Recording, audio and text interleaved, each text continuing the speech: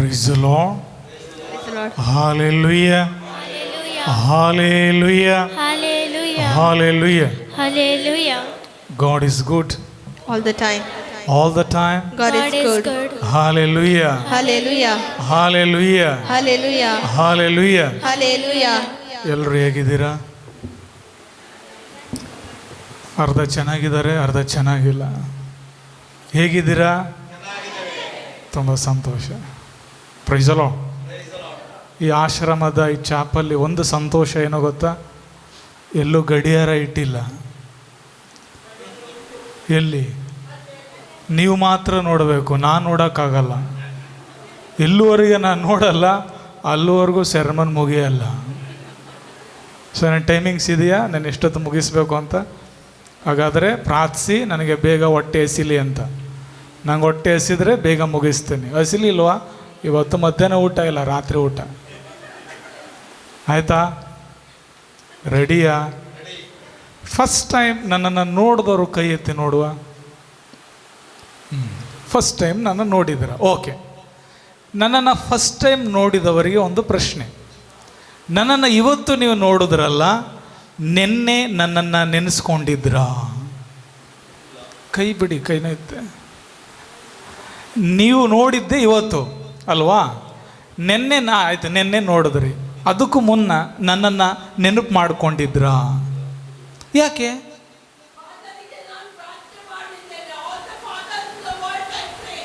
Thank you. Praise the lord. Hallelujah. Hallelujah. ಇವತ್ತು ನೋಡಿದ ನನ್ನನ್ನು ಇವತ್ತು ನೋಡಿದ್ರಲ್ಲ, ನಾಳೆ ನೆನೆಸ್ಕೊಳ್ತೀರಾ? ನಾಳೆ ನೆನೆಸ್ಕೊಳ್ತೀರಾ? ಏಕೆ? ನನ್ನನ್ನು ನೋಡುವ ಮುನ್ನ ನೀವು ನೆನೆಸ್ಕೊಳ್ಳೋಕ್ಕಾಗಲಿಲ್ಲ, ನೋಡಿಲ್ಲ. ಸೊ ಈ ನೋಡೋದೇನಿದೆ, ಇದೊಂದು ಅನುಭವ. ಸೊ ವ್ಯಕ್ತಿಗೆ ಆಗುವ ಅನುಭವದಲ್ಲಿ ಈ ಮೆಮೊರಿ ಪವರ್ ಬೆಳೆಯೋದು ಅಲ್ವಾ? ಸೊ ನೀನು ಏನೇ ಆಗಬೇಕು, ಒಂದು ಅನುಭವ ಆಗಬೇಕು. ನೀನು ಎಲ್ಲೇ ಸೇರಬೇಕು, ವಾಟ್ ಈಸ್ ಯುವರ್ ಎಕ್ಸ್ಪೀರಿಯನ್ಸ್ ಕೇಳ್ತಾರೆ. ನೀನು ಟೀಚರ್ ಆಗಿ ಹೋಗು, ಯಾವುದಕ್ಕೆ ಹೋಗು, ನಿನ್ನ ಅನುಭವ ಏನು ಅಂತ ಕೇಳ್ತಾರೆ. ಸೊ ನಿನ್ನ ಅನುಭವ ಅದು ಒಳ್ಳೆಯದಾಗಿದೆಯೋ ಕೆಟ್ಟದಾಗಿದೆ ಗೊತ್ತಿಲ್ಲ, ನಿನ್ನ ಅನುಭವದ ಮೇಲೆ ನಿನ್ನ ಸ್ವಭಾವ ನಿಂತಿರುವಂಥದ್ದು. ನಿನ್ನ ಸ್ವಭಾವ ನಿಂತಿರುವುದೇ ನಿನ್ನ ಅನುಭವದ ಮೇಲೆ. ಈಗ ನಿನ್ನ ಮೊದಲ ಅನುಭವ ಆದದ್ದು ಎಲ್ಲಿ? ನಿನಗೆ ಫಸ್ಟ್ ಎಕ್ಸ್ಪೀರಿಯನ್ಸ್ ಎಲ್ಲಾಯಿತು? ಮೊದಲ ಅನುಭವ ಆಯಿತು. ಮೊದಲ ಅನುಭವ ಎಲ್ಲಾಯಿತು? ಹೊಟ್ಟೆ ಒಳಗೆ. ಎಷ್ಟು ತಿಂಗಳಿದ್ರಿ? ಕೆಲವರು 9 ಇದ್ದರು, ಕೆಲವರು 7 ತಿಂಗಳಿದ್ರು ಅಲ್ವಾ?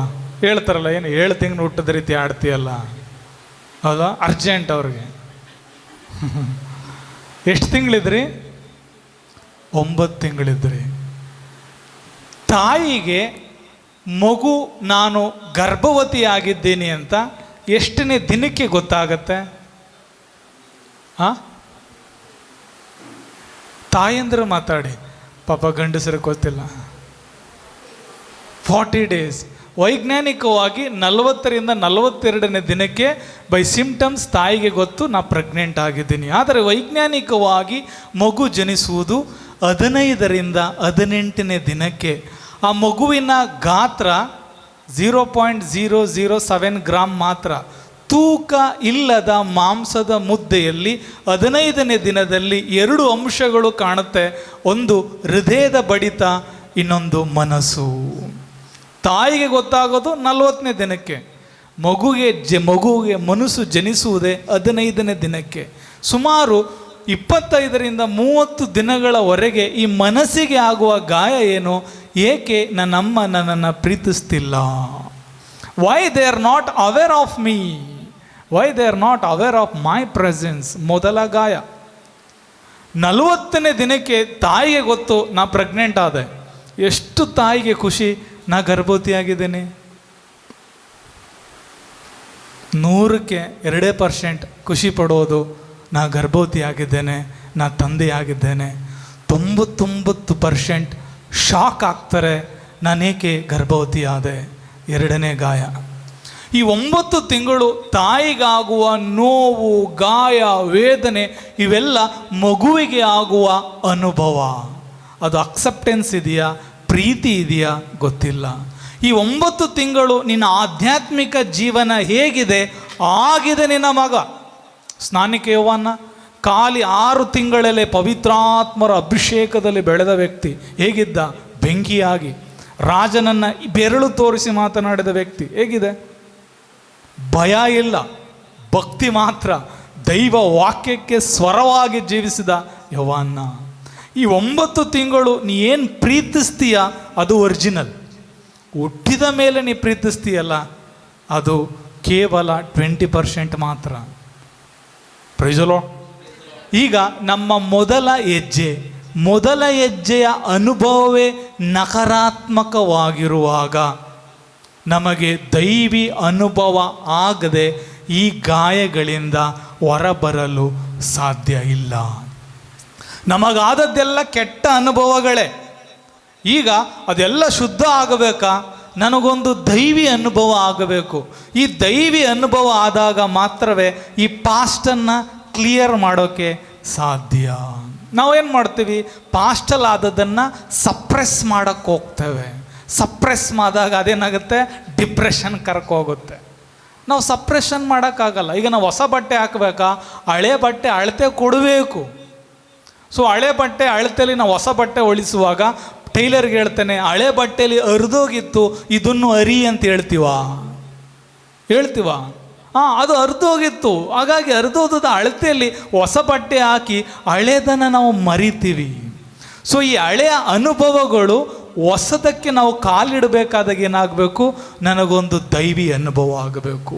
ಈ ದೈವಿ ಅನುಭವ ಆಗದಂತೆ ನಮ್ಮನ್ನು ತಡಸ ಉಂಟು ಮಾಡುವುದೇ ನಾವು ಸಂಪಾದನೆ ಮಾಡಿಟ್ಟಿರುವ ಪಾಪಗಳು. ಪಾಪಗಳಲ್ಲಿ 4 ಬಗೆಯ ಪಾಪಗಳನ್ನು ಹೇಳ್ತಾನೆ. ಮೊದಲನೇ ಪಾಪ ಕ್ರಿಯೆಯಲ್ಲಿ ಮಾಡುವ ಪಾಪ. ಕ್ರಿಯೆಯಲ್ಲಿ ಪಾಪ ಮಾಡ್ತೀವ? ಯೇಸುವೇ, ಯಾರೂ ಮಾಡಲ್ಲ ಅನಿಸುತ್ತೆ. ಮಾಡ್ತೇವೆ. ಸೊ ನಾವು ಪಾಪ ನಿವೇದನೆ ಮಾಡೋದು ಕೂಡ ಕ್ರಿಯೆಯಲ್ಲಿ ಮಾಡಿದ ಪಾಪಗಳು, ಹೌದಾ? ಸೊ ಕ್ರಿಯೆಯಲ್ಲಿ ಪಾಪ ಮಾಡೋದು ಅದು ಗಿಲ್ಟ್ ಆಗುತ್ತೆ, ಬೇಸರ ಆಗುತ್ತೆ. ಪಾಪ ನಿವೇದನೆ ಮಾಡ್ತೇವೆ. ಪಾಪ ನಿವೇದನೆಯಲ್ಲಿ ಕ್ಷಮೆಯನ್ನು ಪಡ್ಕೊಳ್ತೇವೆ. ಸ್ಯಾಂಕ್ಟಿಫೈಯಿಂಗ್ ಗ್ರೇಸ್ನ ಕಳ್ಕೊಂಡಿದ್ದು ಪುನಃ ಪಡ್ಕೊಳ್ತೀವಿ. ಎಲ್ಲಿ? ಪಾಪ ನಿವೇದನೆಯಲ್ಲಿ. 2ನೇ ವಿಧವಾದ ಪಾಪ ಆಲೋಚನೆಯಲ್ಲಿ ಮಾಡುವ ಪಾಪ. ಆಲೋಚನೆಯಲ್ಲಿ ಪಾಪ ಮಾಡ್ತೀವಾ? ನೋಡಿ, ಫಾದರು ಮೇಲೆ ನಿಂತು ಮಾಡ್ಬೋದಾಗಿತ್ತು, ಏನು ಕೆಳಗೆ ಬಂದು ಮೈಕ್ ಹಿಡ್ಕೊಂಡ್ರು. ನೋಡಿ ಆಲೋಚನೆ ಹೇಗಿದೆ. ಆಲೋಚನೆ ಬರ್ತಾನೆ ಇರುತ್ತೆ. ಫಾದರ್ ಹಿಡಿದಿರೋ ಮೈಕ್ ಯಾವ ಕಂಪ್ನಿ ಇರ್ಬೋದು ಅಲ್ವಾ? ಆಲೋಚನೆಗಳು ಹೋಗ್ತಾನೆ ಇರುತ್ತೆ, ಕಂಟ್ರೋಲ್ ಇರಲ್ಲ ಅಲ್ವಾ? ಸೊ ಈ ಆಲೋಚನೆಯ ಪಾಪಗಳು, ಈ ಪಾಪಗಳನ್ನು ನಾವು ಪಾಪ ನಿವೇದನೆಯಲ್ಲಿ ಹೇಳೋದನ್ನೇ ಮರಿತೀವಿ. ಸೊ ಆಲೋಚನೆಯಲ್ಲಿ ಮಾಡುವುದು ಕೂಡ ಪಾಪಗಳು. 3ನೇ ವಿಧದ ಪಾಪ ಇದೆ. ಆ ಪಾಪ ಅವಯವದ ಪಾಪಗಳು. ಅವಯವದ ಪಾಪಗಳು ಹೇಗೆ ಅಂದರೆ, ಒಬ್ಬ ವ್ಯಕ್ತಿಯೊಂದಿಗೆ ಬಹಳ ಕ್ಲೋಸ್ ಆಗಿದ್ದೇನೆ, ಅವನಿಂದ ನನಗೆ ಹರ್ಟ್ ಆಯಿತು. ಹರ್ಟ್ ಆದಮೇಲೆ ಅದನ್ನು ನಾನು ಎಕ್ಸ್ಪ್ರೆಸ್ ಮಾಡಿಲ್ಲ, ನನ್ನ ಒಳಗೆ ಇಟ್ಟಿದ್ದೀನಿ. ಯಾವ ವ್ಯಕ್ತಿ ಹರ್ಟ್ ಮಾಡ್ದ 3-4 ವರ್ಷ ಆದಮೇಲೆ ಬಂದು ಹೇಳ್ದ, ನಾನೊಂದು ಸಮಸ್ಯೆಲಿದ್ದೇನೆ ಅಂತ ಹೇಳಿದ ತಕ್ಷಣ ನನ್ನೊಳಗೊಂದು ರೀತಿ ಸಂತೋಷ. ನೋಡ್ದ ಮಗನೇ, ನನ್ನ ಒಳಗೆ ಸಂತೋಷ, ಹೊರಗೆ ನಾನು ಅಯ್ಯೋ ಪಾಪ ಅಂತ ಹೇಳೋದು. ಒಳಗೆ ಸಂತೋಷ, ಒಂದು ರೀತಿ ಸಂತೋಷ ತಡೆಕೆ ಆಗ್ತಿಲ್ಲ. ಅಪ್ಪ, ಆ ಸಂತೋಷ ತಡೆಕೆ ಆಗಲ್ಲ. ಯಾಕೆ? ನನಗೆ ನೋವು ಮಾಡಿದ ವ್ಯಕ್ತಿ ಕಷ್ಟಪಡ್ತಿದ್ದಾನೆ ಇವತ್ತು, ನನ್ನೊಳಗೆ ಒಂದು ರೀತಿ ಸಂತೋಷ ಆಗುತ್ತಲ್ಲ, ಅದು ಪಾಪ. ಒಬ್ಬ ವ್ಯಕ್ತಿ ಕಷ್ಟದಲ್ಲಿ ಬೀಳುವಾಗ ನನಗೆ ಅನುಕಂಪ ಬರ್ತಿಲ್ಲ, ಬದಲಾಗಿ ಸಂತೋಷ ಬರ್ತಿದೆಯಲ್ಲ, ಅದನ್ನು ನಾವೇನ್ತೀವಿ? ಪಾಪ. 4ನೇ ವಿಧವಾದ ಪಾಪ, ಒಂದು ಒಳ್ಳೆ ಕಾರ್ಯವನ್ನು ಮಾಡಿ ಅಪ್ರಿಷಿಯೇಷನನ್ನು ಬಯಸುವಂಥದ್ದು. ಈಗ ಉದಾಹರಣೆಗೆ ಯಾರೋ ಈ ಮೈಕನ್ನು ಗಿಫ್ಟ್ ಕೊಟ್ಟಿದ್ದಾರೆ. ಈ ಮೈಕ್ ಗಿಫ್ಟ್ ಕೊಟ್ಟ ಮೇಲೆ ನಾನು ಅವ್ರನ್ನ ಒಂದು ಥ್ಯಾಂಕ್ಸ್ ಹೇಳ್ತಿಲ್ಲ. ಆಗ ನೀ ಏನು ಮಾಡ್ತೀಯ? ಎಂಥ ಕೃತಜ್ಞತೆ ಇಲ್ದಿದ್ದ ಗುರುಗಳು, ಒಂದು ಮೈಕ್ ಕೊಟ್ಟಿದ್ದೀನಿ, ಒಂದು ಥ್ಯಾಂಕ್ಸ್ ಹೇಳೋಕ್ಕಾಗಲಿಲ್ಲ. ಇದೊಂದು. ಇನ್ನೊಂದು, ಪ್ರಬೋಧನೆ ಆದ ತಕ್ಷಣ ಜನ ಹೇಳ್ತಾರೆ, ಫಾದರ್ ಎಂಥ ಪ್ರಬೋಧನೆ ಕೊಟ್ಟರು ಗೊತ್ತಾ, ಪಕ್ಕದಲ್ಲಿರೋನು ಹೇಳ್ತಾನೆ ಮೈಕೋ ನಂದು, ಮೈಕ್ ಕೊಟ್ಟದ್ದು ನಾನು. ಸೊ ಒಬ್ಬ ವ್ಯಕ್ತಿಗೆ ಒಳ್ಳೆ ಕಾರ್ಯವನ್ನು ಮಾಡಿ ಅಪ್ರಿಷಿಯೇಷನ್ನ ಎಕ್ಸ್ಪ್ರೆಸ್ ಮಾಡೋದು, ಒಂದು ದೊಡ್ಡ ಇದು ಕೊಟ್ಟೋದು, ಅದರ ಕೆಳಗೆ ಹೆಸರು ಹಾಕೋದು, ಬಯಸುವಂಥದ್ದು. ಸೊ ಒಳ್ಳೆ ಕಾರ್ಯ ಮಾಡಿ ನಾವು ಇತರರಿಂದ ಅಪ್ರಿಷಿಯೇಷನ್ನ ಬಯಸ್ತೀವಲ್ಲ, ಅದನ್ನು ಕ್ಯಾಟಿಸಮ್ ಆಫ್ ದ ಕ್ಯಾಥಲಿಕ್ ಚರ್ಚ್ ನಮಗೇನಂತ ಹೇಳುತ್ತೆ? ಸಿನ್ ಆಫ್ ಪ್ರೈಡ್, ಅಹಂಕಾರ. ನಾವು ಬಯಸುವಾಗ ನಾವು ಅಹಂಕಾರಿಗಳಾಗ್ತೇವೆ ಹೊರತು ದೀನತೆ ಬರಲ್ಲ. ಒಬ್ಬ ಸಂತರು, ಅವ್ರ ಹೆಸರನ್ನ ಮರ್ತೆ, ಆ ಸಂತರನ್ನ ಒಂದು ಪಿಶಾಚಿ ಬಂದು ನೇರ ಅಟ್ಯಾಕ್ ಮಾಡುತ್ತೆ. ಒಂದು ಕತ್ತಿಯನ್ನು ತೆಗೆದು ಹಿಂಗೆ ಹೊಡಿವಾಗ ಪಿಶಾಚಿ ಹಿಂಗೆ ಸ್ಟ್ರಕ್ ಆಗುತ್ತೆ. ಆಗ ಪಿಶಾಚಿ ಹೇಳುತ್ತೆ, ನಿನ್ನನ್ನು ನಾನು ಹೊಡೆಯೋಕ್ಕಾಗ್ತಿಲ್ಲ, ನಾನು ಸ್ಟ್ರಕ್ ಆಗಿದ್ದೀನಿ. ಯಾಕೆಂದರೆ ನನ್ನಲ್ಲಿಲ್ಲದೆ ಇರುವುದು ನಿನ್ನಲ್ಲಿದೆ. ಸೊ ನನ್ನಲ್ಲಿಲ್ಲದೆ ಇರೋದು ನಿನ್ನಲ್ಲಿದೆ, ನಿನ್ನಲ್ಲಿ ದೀನತೆ ಇದೆ.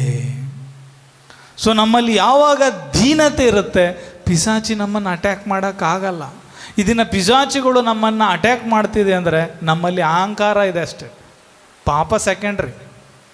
ಎಲ್ಲ ಪಾಪಗಳಿಗೆ ಮೂಲ ಈ ಅಹಂಕಾರ. ಎಲ್ಲುವರೆಗೆ ಈ ಅಹಂಕಾರವನ್ನು ತೆಗೆಯೋಕ್ಕಾಗಲ್ಲ, ಅಲ್ಲಿವರೆಗೂ ಈ 4 ಪಾಪಗಳನ್ನು ಗುರುತಿಸೋಕ್ಕೂ ಆಗಲ್ಲ, ಪಶ್ಚಾತ್ತಾಪ ಪಡೋಕ್ಕೂ ಆಗಲ್ಲ.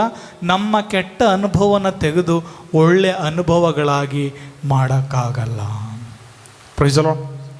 Hallelujah, hallelujah, hallelujah, hallelujah, hallelujah. ಈ ಅನುಭವ ಅದು ಒಳ್ಳೆಯದಾಗಲಿ ಕೆಟ್ಟದಾಗಲಿ, ಒಮ್ಮೆ ಈ ಅನುಭವ ಆದಮೇಲೆ ಪದೇ ಪದೇ ಅದು ನಮ್ಮನ್ನು ಆಕರ್ಷಿಸುತ್ತೆ, ಹೇಳಿದ್ದೆ. ಸೊ ಹಾಗಾಗಿ ಈ ಅನುಭವಗಳು ಶುದ್ಧ ಆಗಬೇಕಾ, ನಾವೇನು ಮಾಡಬೇಕು? ದೈವಿ ಅನುಭವಕ್ಕಾಗಿ ಪ್ರಾರ್ಥಿಸಬೇಕು. ಸೊ ದೈವಿ ಅನುಭವ ಆಗಬೇಕು ಅಂದರೆ ನಾನು ಬದಲಾಗಬೇಕು.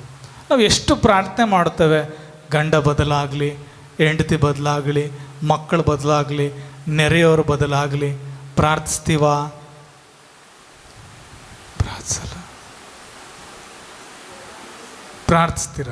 ನೀವು ಪ್ರಾರ್ಥಿಸಿ ಬದಲಾಗಿದ್ದಾರಾ? ಇಲ್ಲ. ಪ್ರಶ್ನೆ 100 1% ಅಲ್ಲ, ಪ್ರಶ್ನೆಗೆ ಉತ್ತರ. ಆಗಿದ್ರೆ ಆಗಿಲ್ವ? ಆಗಿದ್ರೆ ತುಂಬ ಸಂತೋಷ. ನಾವು ಯಾವಾಗಲೂ ಇತರಿಗಾಗಿ ಪ್ರಾರ್ಥಿಸ್ತೇವೆ, ಅವ್ರು ಬದಲಾಗಲಿ, ಇವ್ರು ಬದಲಾಗಲಿ ಅಲ್ವಾ? ನಾವು ಪ್ರಾರ್ಥಿಸ್ತೀವ ನಾನು ಬದಲಾಗಬೇಕು, ಪ್ರಾರ್ಥಿಸ್ತೀವ ನಾವು ಬದಲಾಗಬೇಕು ಅಂತ ಪ್ರಾರ್ಥಿಸ್ತೀರ? Great. Praise the Lord. Hallelujah. ನೋಡಿ, ನಮ್ಮ ಸುತ್ತ ಇರುವ ಬಲಹೀನರು ಯಾಕೆ ಬದಲಾಗಲ್ಲ ಗೊತ್ತಾ? ಅವರೆಲ್ಲ ವೆಯ್ಟ್ ಮಾಡ್ತಿರೋದು ನಾನು ಬದಲಾಗಲಿ ಅಂತ. ನಾನು ಬದಲಾಗದೆ ಅವರು ಬದಲಾಗಲ್ಲ. ಸೊ ಈಗ ಬದಲಾಗಬೇಕಾದವ್ರು ಯಾರು? ನಾನು. ಸೊ ದೋಣಿ ಬದಲಿಸಬೇಕಾಗಿಲ್ಲ, ದಿಕ್ಕು ಬದಲಿಸು, ನಿಮಗೆ ದಡ ಸೇರುತ್ತೆ. ದೃಷ್ಟಿ ಬದಲಿಸು, ದೃಶ್ಯ ಬದಲಾದೀತು. ಕಣ್ಣೇ ಕಿತ್ತಾಕಬೇಕಾಗಿಲ್ಲ. ನೀನು ನೋಡುವ ನೋಟ ಬದಲಾಯಿಸಿದ್ರೆ ನೀ ಕಾಣುವ ದೃಶ್ಯವೇ ಬದಲಾಗುತ್ತೆ. ನೀ ದೋಣಿ ಮೇಲೆ ದೋಣಿ ಬದಲಾಯಿಸಿದ್ರೆ ನೀ ದಡ ಸೇರಲ್ಲ. ಇರೋ ದೋಣಿಲೇ ನಾವೇನು ಮಾಡಬೇಕು? ನೀನು ಹೋಗುವ ಡೈರೆಕ್ಷನ್ನ ಚೇಂಜ್ ಮಾಡಬೇಕು. ನೋಡಿ, ಈ ದೋಣಿ ನೀರಿನ ಮೇಲೆ ಹೋದರೂ ಕೂಡ ದೋಣಿ ಮುಳುಗಲ್ಲ ಅಲ್ವಾ? ನೀರಿನ ಮೇಲೆ ಹೋಗುವ ದೋಣಿ ಮುಳುಗುವುದು ಯಾವಾಗ?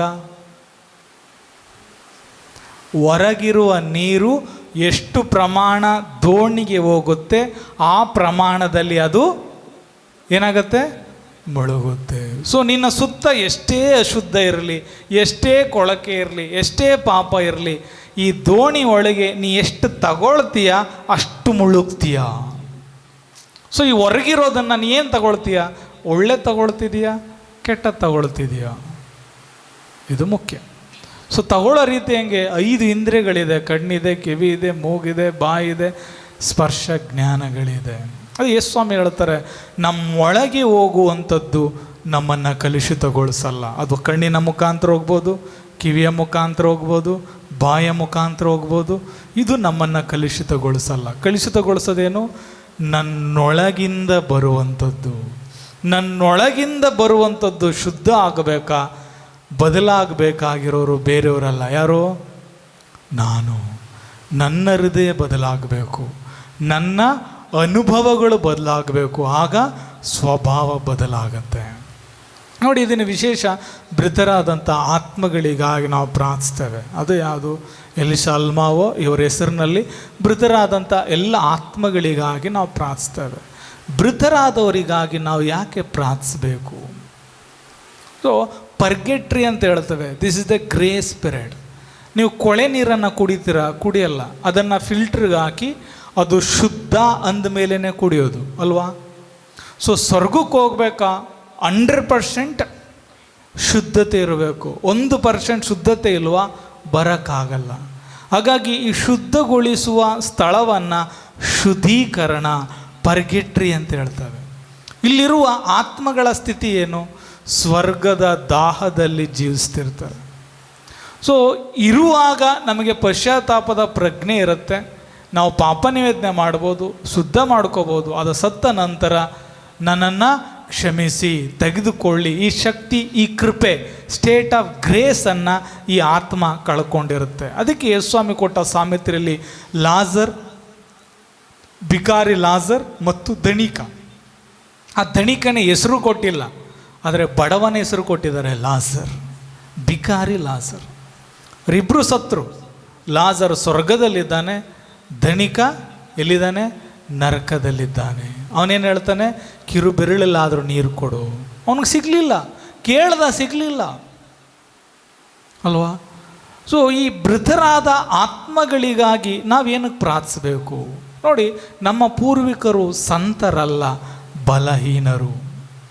ಅವರ ಆಸ್ತಿ ನಮಗೆ ಹೇಗೆ ಬರ್ತದೋ ಹಾಗೆ ಅವರು ಕಟ್ಟಿಟ್ಟ ಪಾಪಗಳು, ರೋಗಗಳು, ಬಲಹೀನತೆಗಳು ನಮ್ಮ ಹಿಂದೆ ಬರ್ತವೆ. ಯಾಕೆ? ನಾವು ಸಂತರಲ್ಲ. So catechism of the Catholic Church ಪ್ರಕಾರ ನಮಗೆ ಪೂರ್ವಿಕರ ಶಾಪಗಳಿಲ್ಲ. ಗಲಾತ್ಯ 3ನೇ ಅಧ್ಯಾಯ 13ನೇ ವಾಕ್ಯ ಹೇಳುತ್ತೆ, ಶಿಲುಬೆಗೆ ಜಡಿಯಲ್ಪಟ್ಟಿರೋ ಯೇಸು ಕ್ರಿಸ್ತರು ನಮ್ಮ ಪಾಪ ಶಾಪಗಳನ್ನು ಶಿಲುಬೆಗೆ ಜಡಿಯಲ್ಪಟ್ಟಿರೋದರಿಂದ ನಮಗೆ ಏನಿಲ್ಲ, ಶಾಪಗಳಿಲ್ಲ. ರೋಮನರೇ ಬರೆದ ಪತ್ರಿಕೆಯಲ್ಲಿ ಪೌಲ್ ಹೇಳ್ತಾರೆ, ನಾವು ಕ್ರಿಸ್ತನ ಯೇಸುನೊಟ್ಟಿಗೆ ಜೀವಿಸುವಾಗ ನಮಗೆ ದಂಡನ ತೀರ್ಪು ಇಲ್ಲ. ಪ್ರಾಬ್ಲಮ್ ಏನು? ನಾವು ಯೇಸು ಕ್ರಿಸ್ತರೊಟ್ಟಿಗೆ ಜೀವಿಸದ ಕಾರಣ ಇವೆಲ್ಲವೂ ಕೂಡ ನಮ್ಮನ್ನು ಡಿಸ್ಟರ್ಬ್ ಮಾಡುವಂಥದ್ದು. ಶಾಪಗಳಿಲ್ಲ, ಆದರೆ ಬರೋ ಕಾರಣ ಏನು? ನಾವು ಜೀವಿಸಲು, ಯೇಸು ಕ್ರಿಸ್ತರೊಟ್ಟಿಗೆ ಜೀವಿಸಲು ಕೃಪೆ ಸಾಲ್ತಾ ಇಲ್ಲ. ಸೊ ಈ ರೀತಿ ಕೃಪೆ ಇಲ್ಲದೆ ತೀರಿ ಹೋದ ಆತ್ಮಗಳು ನಮ್ಮನ್ನು ಪ್ರಾರ್ಥನೆಗಾಗಿ ಕೇಳ್ಕೊಳ್ಳೋದು ಹೆಂಗೆ? ಕುಟುಂಬದಲ್ಲಿ ಬರುವ ಮನಸ್ತಾಪಗಳು, ರೋಗಗಳು, ಡಿಸ್ಟರ್ಬೆನ್ಸ್ಗಳು, ಅಪಘಾತಗಳು, ಇವೆಲ್ಲ ಅವರು ಪ್ರಾರ್ಥಿಸುವ ಕರೆಗಳು. ಏನೋ ಆಯಿತು, ಇವತ್ತು ಯಾವ್ರಿಗೆ ಜ್ವರ ಬಂತು, ನಿನ್ನ ಕುಟುಂಬದಲ್ಲಿ ಜ್ವರ ಬಂದು ಮೃತರಾದ ಆತ್ಮಗಳಿಗಾಗಿ ಪ್ರಾರ್ಥಿಸು. ಅವಿಲಾದ ತೆರೆಸೆ ಹೇಳ್ತಾರೆ, ಈ ದಿನ ಮಾಡುವ ಕೆಲಸವನ್ನು ಮೃತರಾದ ಇಷ್ಟು ಆತ್ಮಗಳಿಗೆ ಅರ್ಪಿಸ್ತೇನೆ. ಆಕೆ ಮಾಡುವ ಕಾರ್ಯಗಳನ್ನೆಲ್ಲ ಪ್ರಾರ್ಥನೆಯಾಗಿ ಮಾರ್ಪಡಿಸಿ ಕೊಟ್ಟರು, ಮೃತರಾದ ಆತ್ಮಗಳಿಗಾಗಿ ಕಳಿಸಿದ್ರು. ಇದರಲ್ಲಿ ಪಾದ್ರ ಪಿಯೋ ಎಕ್ಸ್ಪೀರಿಯೆನ್ಸ್ ನೋಡಿದ್ರೆ ಎಷ್ಟೋ ಆತ್ಮಗಳು ಬಂದು ಬಲಿಪೂಜೆಯನ್ನು ಕೇಳ್ಕೊಂಡ್ರು. ಒಂದು ಬಲಿಪೂಜೆ ಕೊಟ್ಟಾಗ ಅವರು ಸ್ವರ್ಗಕ್ಕೆ ಹೋದರು, ಪುನಃ ಬಂದು ಥ್ಯಾಂಕ್ಸ್ ಹೇಳಿದ್ರು. ಈ ರೀತಿ ಅನೇಕ ಎಕ್ಸ್ಪೀರಿಯೆನ್ಸ್ಗಳನ್ನು ಪಾದ್ರ ಪಿಯೋ ಹೇಳ್ತಾರೆ. ಸೊ ಹಾಗಾಗಿ ನಮ್ಮಲ್ಲಿ ಏನೆಲ್ಲ ಕಷ್ಟಗಳಿದೆ, ಈ ಕಷ್ಟಗಳು, ಈ ಸಮಸ್ಯೆಗಳು, ಈ ಪಾಪಗಳಲ್ಲಿ ಮೃತರಾದವರಿಗಾಗಿ ನಾವು ಪ್ರಾರ್ಥಿಸಬೇಕು. ಆ ಒಂದು ಪ್ರಜ್ಞೆ ನಮಗಿಲ್ಲ. ಅದಕ್ಕೆ ಧರ್ಮಸಭೆ ನಮಗೇನು ಬೋಧಿಸುತ್ತೆ? ಮೃತರಿಗಾಗಿ ಪ್ರಾರ್ಥಿಸಿ. ನಮ್ಮ ಪ್ರಾರ್ಥನೆ ನಿಮಿತ್ತ ಈ ಆತ್ಮಗಳು ಸ್ವರ್ಗಕ್ಕೆ ಹೋದಾಗ ಅವರು ದೂತರಂತಿರ್ತಾರೆ. ಸ್ವರ್ಗಕ್ಕೆ ಹೋದ ನಂತರ ಅವರು ನಮಗಾಗಿ ಭಿನ್ನಯಿಸ್ತಾರೆ. ಅವರು ಏನೆಲ್ಲ ಆಸೆ ಪಟ್ಟರು ಅವರು ತೀರೋದ ಮೇಲೆ ಈಡೇರುತ್ತೆ. ಯಾಕೆ? ಅವರು ಸ್ಟೇಟ್ ಆಫ್ ಗ್ರೇಸಲ್ಲಿ ನಮಗಾಗಿ ಪ್ರಾರ್ಥಿಸ್ತಿರ್ತಾರೆ. ಆ ಪ್ರಾರ್ಥನಾ ಶಕ್ತಿಯಿಂದ ಮಾತ್ರವೇ ನಮಗೆ ಆಶೀರ್ವಾದಗಳು ಜಾಸ್ತಿ ಆಗೋದು. ಪ್ರಿಸಲೋ, ಹಾಲೆಲೂಯ, ಹಾಲೆಲೂಯ. ಹಾಗಾಗಿ ಈ ಒಂದು ಮೃತರಾದ ಆತ್ಮಗಳಿಗಾಗಿ ಪ್ರಾರ್ಥಿಸುವ. ಕಡೆಯದಾಗಿ ಈಗ ಕಾಣಿಕೆ ಸಮಯದಲ್ಲಿ ಈ ರೊಟ್ಟಿ ರಸಗಳನ್ನು ಅರ್ಪಿಸುವಾಗ ನೀವೇನು ಮಾಡಬೇಕು?